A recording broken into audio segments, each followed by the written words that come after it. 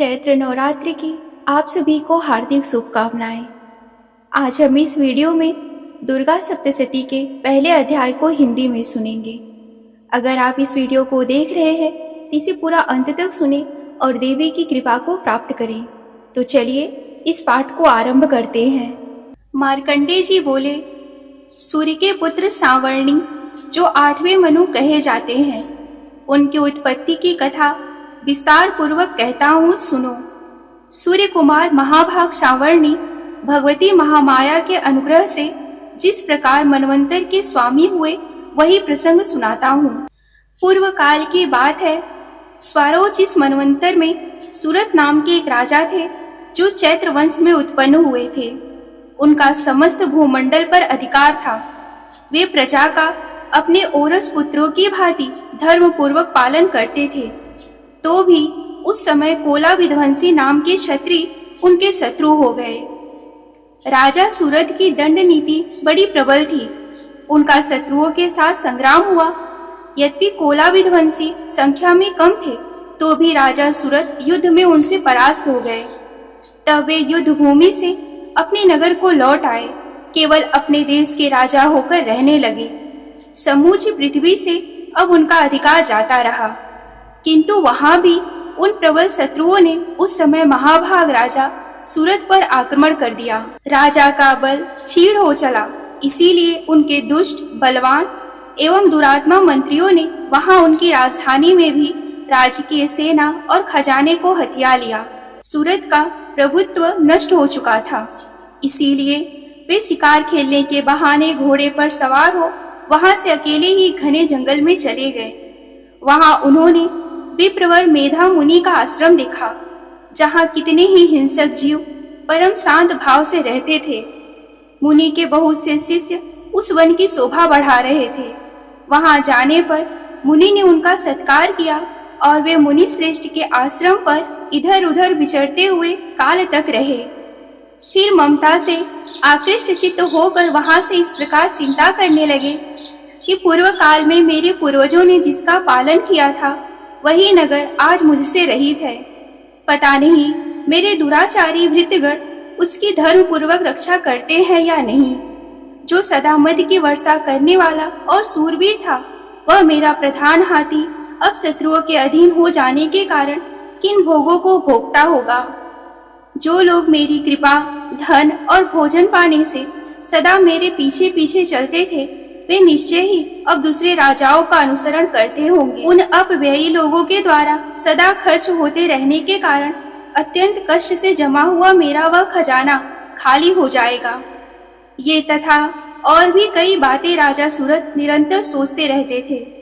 एक दिन उन्होंने वहां विप्रवर मेधा के आश्रम के निकट एक वैश्य को देखा और उससे पूछा, भाई तुम कौन हो? यहाँ तुम्हारे आने का क्या कारण है?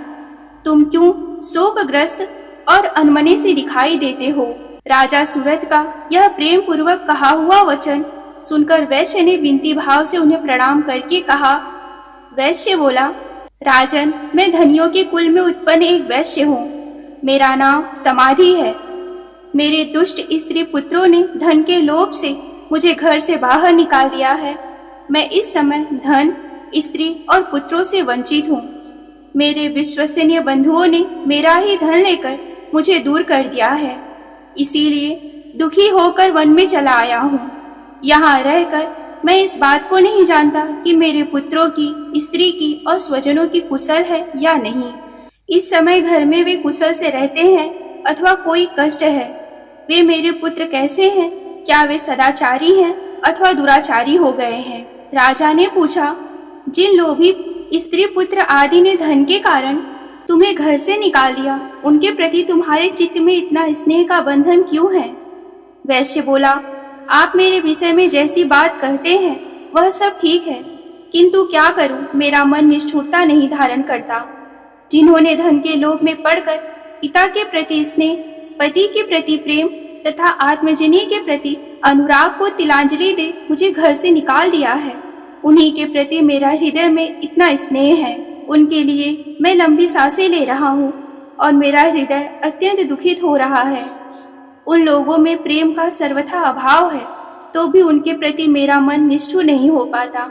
इसके लिए मैं क्या करूं? मार्कंडेय जी कहते हैं कि ब्राह्मण तदंतर राजाओं में श्रेष्ठ सुरथ और वह समाधि नामक वैश्य दोनों साथ साथ मेधा मुनि की सेवा में उपस्थित हुए।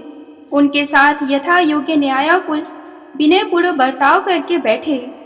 तत्पश्चात वैश्य और राजा ने कुछ वार्तालाप आरंभ किया। राजा ने कहा, भगवान, मैं आपसे एक बात पूछना चाहता हूँ, उसे बताइए। मेरा चित्त अपने अधीन न होने के कारण वह बात मेरे मन को बहुत दुख देती है। जो राज्य मेरे हाथ से चला गया है उसमें और उसके संपूर्ण अंगों में मेरी ममता बनी हुई है। मुनि श्रेष्ठ, यह जानते हुए भी कि वह अब मेरा नहीं है, अज्ञानी की भांति मुझे उसके लिए दुख होता है। यह क्या है? इधर यह वैश्य भी घर से अपमानित होकर आया है। इसके पुत्र, स्त्री और भृत्यों ने इसे छोड़ दिया है। स्वजनों ने भी इसका परित्याग कर दिया है, तो भी यह उनके प्रति अत्यंत हार्दिक स्नेह रखता है। इस प्रकार यह और मैं दोनों ही बहुत दुखी हैं। जिसमें प्रत्यक्ष दोष देखा गया है उस विषय के लिए हमारे मन में ममता जनित आकर्षण पैदा हो रहा है। महाभाग, हम दोनों समझदार हैं, तो भी हमें मोह पैदा हुआ है। यह क्या है? विवेक शून्य पुरुष की भांति मुझमें और इसमें भी यह मूर्ता प्रत्यक्ष दिखाई देती है। ऋषि बोले, महाभाग, विषय मार्ग का ज्ञान सब जीवों को है। इस प्रकार विषय भी सबके लिए अलग अलग है। कुछ प्राणी दिन में नहीं देखते तो कुछ रात में नहीं देखते, तथा कुछ जीव ऐसे हैं जो दिन और रात्रि में भी बराबर देखते हैं। यह सब ठीक कि मनुष्य समझदार होते हैं, किंतु केवल वे ही नहीं होते। पशु, पक्षी और मृग आदि सभी प्राणी समझदार होते हैं। मनुष्य की समझ भी वैसी ही होती है जैसे उन मृग और पक्षियों की होती है, तथा जैसी मनुष्यों की होती है वैसे ही उन मृग, पक्षी आदि की भी होती है। यह तथा अन्य बातें भी प्रायः दोनों में समान ही है।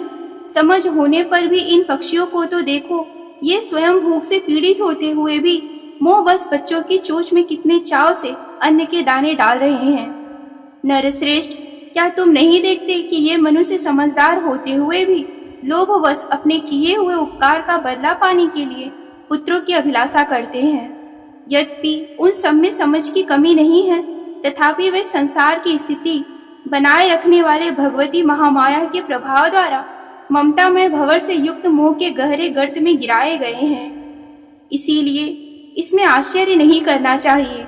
जगदीश्वर भगवान विष्णु की योग निद्रा रूपा जो भगवती महामाया है, उन्हीं से यह जगत मोहित हो रहा है।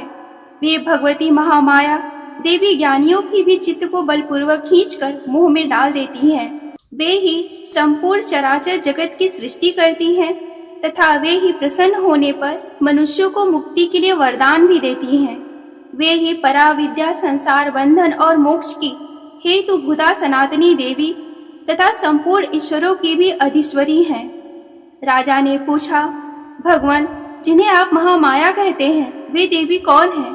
ब्राह्मण, उनका आविर्भाव कैसे हुआ तथा उनके चरित्र कौन कौन है? ब्रह्मा विद्याओं में श्रेष्ठ महर्षि उन देवी का जैसा प्रभाव हो, जैसा स्वरूप हो और जिस प्रकार प्रादुर्भाव हुआ हो, वह सब मैं आपके मुख से सुनना चाहता हूँ। ऋषि बोले, राजन, वास्तव में देवी नित्य स्वरूपा ही है। संपूर्ण जगत उन्हीं का रूप है तथा उन्होंने समस्त विश्व को व्याप्त कर रखा है, तथापि उनका प्रयोजन अनेक प्रकार से होता है। वह मुझसे सुनो। यद्यपि वे नित्य और अजन्मा हैं, तथापि सभी देवताओं का कार्य सिद्ध करने के लिए प्रकट होती हैं। उस समय लोक में उत्पन्न हुई कहलाती हैं। कल्प के अंत में जब संपूर्ण जगत एकावर्ण में निमग्न हो रहा था, सबके प्रभु भगवान विष्णु शेषनाग की सैया बिछाकर योग निद्रा का आश्रय ले सो रहे थे। उस समय उनके कानों में मैल से दो भयंकर असुर उत्पन्न हुए, जो मधु और कैटक के नाम से विख्यात थे। वे दोनों ब्रह्मा जी का वध करने को तैयार हो गए। भगवान विष्णु के नाभि कमल में विराजमान प्रजापति ब्रह्मा जी ने जब उन दोनों भयानक असुरों को अपने पास आया और भगवान को सोया हुआ देखा, तब एकाग्रचित्त होकर उन्होंने भगवान विष्णु को जगाने के लिए उनके नेत्रों में निवास करने वाली योग निद्रा का स्तवन आरंभ किया। जो इस विश्व की अधीश्वरी और जगत को धारण करने वाली, संसार का पालन और संहार करने वाली तथा तेज स्वरूप भगवान विष्णु की अनुपम शक्ति हैं। उन्हीं भगवती निद्रा देवी की भगवान ब्रह्मा स्तुति करने लगे। ब्रह्मा जी ने कहा, देवी तुम ही स्वाहा, तुम ही स्वधा व षटकार हो। स्वर भी तुम्हारे ही स्वरूप है, तुम ही जीवन दायिनी सुधा हो। नित्य अक्षर प्रणव में आकार, उकार, मकार इन 3 मात्राओं के रूप में तुम्ही स्थिति हो तथा इन 3 मात्राओं के अतिरिक्त जो बिंदु रूपा नित्य अर्ध मात्रा है, जिसका विशेष रूप से उच्चारण नहीं किया जा सकता, वह भी तुम ही हो। देवी तुम ही संध्या, सावित्री तथा परम जननी हो। देवी तुम ही इस विश्व ब्रह्मांड को धारण करती हो। तुमसे ही जगत की सृष्टि होती है, तुम्ही से इसका पालन होता है और सदा तुम ही कल्प के अंत में सबको अपना ग्रास बना लेती हो। जन्ममयी देवी, इस जगत की उत्पत्ति के समय तुम सृष्टि रूपा हो तथा कल्पांत के समय संहार रूप धारण करने वाली हो। तुम ही महाविद्या, महामाया, महामेधा, महास्मृति, महामोह रूपा महादेवी और महासुरी हो। तुम ही तीनों गुणों को उत्पन्न करने वाली सबकी प्रकृति हो। भयंकर काल रात्रि, महारात्रि और मोह रात्रि भी तुम ही हो। तुम ही श्री, तुम ही ईश्वरी, तुम ही हीन और तुम ही बोध स्वरूपा बुद्धि हो। लज्जा, पुष्टि, तुष्टि, शांति और क्षमा भी तुम ही हो। तुम खड्ग धारणी, शूल धारणी, घोर रूपा तथा गदा, चक्र, शंख और धनुष धारण करने वाली हो। बाण, भुशुंडी और परीग ये भी तुम्हारे अस्त्र हैं। तुम सौम्य और सौम्यतर हो। इतना ही नहीं, जितने भी सौम्य एवं सुंदर पदार्थ हैं, उन सबकी अपेक्षा तुम अत्यधिक सुंदर हो। पर और अपर सबसे परे रहने वाली परमेश्वरी तुम ही हो। सर्वस्वरूपे देवी, कहीं भी सत असत रूप जो कुछ वस्तुएं हैं और उन सबकी शक्ति है, वह तुम ही हो। ऐसी अवस्था में तुम्हारी स्तुति क्या हो सकती है? जो इस जगत सृष्टि, पालन और संहार करते हैं, उन भगवान को भी जब तुमने निद्रा के अधीन कर दिया, तब तुम्हारी स्तुति करने में यहाँ कौन समर्थ हो सकता है? मुझको, भगवान शंकर को तथा भगवान विष्णु को भी तुमने शरीर धारण कराया है, अतः तुम्हारी स्तुति करने की शक्ति किसमें है? देवी, तुम तो अपने इन उदार प्रभावों से ही प्रशंसित हो। ये जो दोनों दुर्धर्ष असुर मधु और कैटभ हैं, इनको मुंह में डाल दो और जगदीश्वर भगवान विष्णु को शीघ्र ही जगा दो। साथ ही इनके भीतर इन दोनों महान असुरों को मार डालने की बुद्धि उत्पन्न कर दो। ऋषि कहते हैं, राजन, जब ब्रह्मा जी ने वहां मधु और कैटभ को मारने के उद्देश्य से भगवान विष्णु को जगाने के लिए तमोगुण की अधिष्ठात्री देवी योग निद्रा की इस प्रकार स्तुति की, तब वे भगवान के नेत्र, मुख, नासिका और बाहु, हृदय, वक्षस्थल से निकलकर अव्यक्त जन्मा ब्रह्मा जी की दृष्टि के समक्ष खड़ी हो गईं। योग निद्रा से मुक्त होने पर जगत के स्वामी भगवान जनार्दन उस एकावर्ण के जल में शेषनाग की शैया से जाग उठे। फिर उन्होंने उन दोनों असुरों को देखा। वे दुरात्मा मधु और कैटभ अत्यंत बलवान और पराक्रमी थे और क्रोध से लाल आंखें किए ब्रह्मा जी को खा जाने के लिए उद्योग कर रहे थे। तब भगवान श्री हरि ने उठकर उन दोनों के साथ 5000 वर्षों तक केवल बाहु युद्ध किया। वे दोनों भी अत्यंत बल के कारण उन्मत्त हो रहे थे। इधर महामाया ने भी उन्हें मुंह में डाल रखा था। इसीलिए वे भगवान विष्णु से कहने लगे कि हम तुम्हारी वीरता से संतुष्ट हैं, तुम हम लोगों से कोई वर मांगो। श्री भगवान बोले, यदि तुम दोनों मुझ पर प्रसन्न हो तो अब मेरे हाथ से मारे जाओ।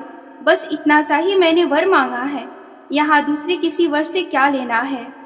ऋषि कहते हैं, इस प्रकार धोखे में आ जाने पर जब उन्होंने संपूर्ण जगत में जल ही जल देखा, तब कमल नयन भगवान से कहा, जहाँ पृथ्वी जल में डूबी हुई ना हो, जहाँ सूखा स्थान हो, वही हमारा वध करो।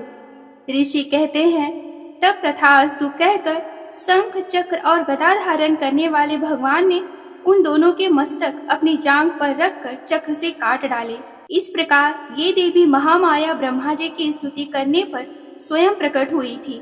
अब पुनः तुमसे उनके प्रभाव का वर्णन करता हूँ, सुनो। यहीं पर दुर्गा सप्तशती का पहला अध्याय संपूर्ण होता है। मिलती हूँ अगले वीडियो में दुर्गा सप्तशती के दूसरे अध्याय को लेकर। अगर आपने मेरे चैनल को सब्सक्राइब नहीं किया है तो सब्सक्राइब करें और देवी की कृपा को अनुभव करें। मिलती हूँ अगले वीडियो में, तब तक के लिए आप सभी को मेरा नमस्कार। हर हर महादेव।